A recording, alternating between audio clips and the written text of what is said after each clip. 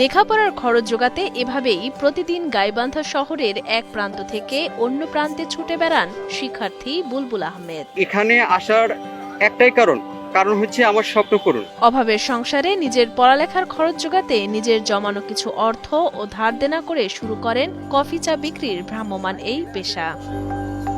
বগুড়ার শাহজাহানপুরের কৃষক ও ভ্যান চালক মোহাম্মদ শহীদুল ইসলাম ও চায়না বেগম দম্পতির ৩ ছেলের মধ্যে বুলবুল বড় সন্তান।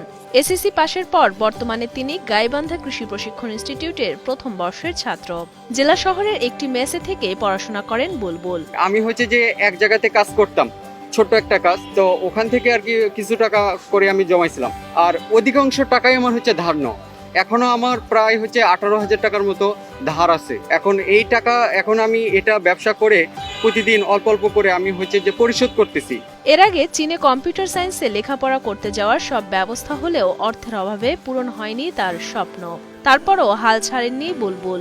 নিজের লেখাপড়া, থাকা, খাওয়ার খরচ জোগাতে বেছে নেন চা কফি বিক্রির পেশা। এখানে হচ্ছে যে আমি যদি 1 ফ্লাক্স কফি বিক্রি করি অথবা চা বিক্রি করি, তো এখান থেকে যদি আমি 500 টাকা অথবা 550 টাকা আমি 1 ফ্লাক্স বিক্রি করতে পারি, তো এখান থেকে আমার 150 থেকে 180 টাকা অথবা 200 টাকা এ পর্যন্ত আমার হচ্ছে লাভ্য অংশ থাকে। আর নর্মালি হচ্ছে যে আমার এখানে 18 প্রকারের চা পাওয়া যায়, কফি পাওয়া যায়। আর হচ্ছে যে আমার একটা স্লোগান আছে, এই স্লোগানটা আমি সাথে নিয়েই আমার স্বপ্নের পথ চলাটাকে আমি সামনের দিকে এগিয়ে নিতে চাচ্ছি। সব খরচ বাদ দিয়ে তিনি জমিয়েছেন কিছু টাকা। চীন না হোক, উন্নত বিশ্বের যে কোনো দেশে কম্পিউটার সায়েন্স বিষয়ে ডিগ্রি নিতে দিনভর করছেন পরিশ্রম। আমি চায়না থেকে ডিপ্লোমা কম্পিউটার সায়েন্স নিয়ে পড়াশোনা করতে চাইছিলাম।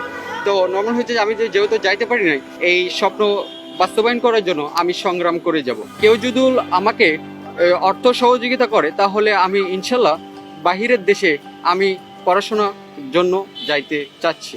গাইবান্ধা শহরের পৌর পার্ক, প্রধান সড়ক, ব্রহ্মপুত্র নদের বালাসী ঘাট, বিভিন্ন মার্কেটে দেখা যায় তাকে।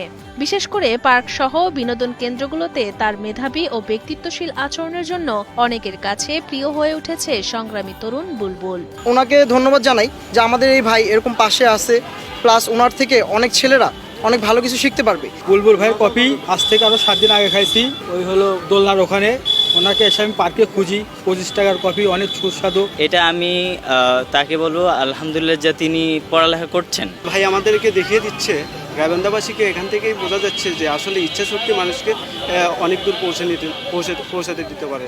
আর ও যে কাজগুলো করতেছে, তোর যদিও সহপাঠীরা হয়তো বা অনেকে অনেক কিছু বলবে, কিন্তু আসলে কোনো কাজেই ছোট নয়। আমাদের এটা শিক্ষা নেওয়া উচিত যে কোনো কাজেই ছোট নয়।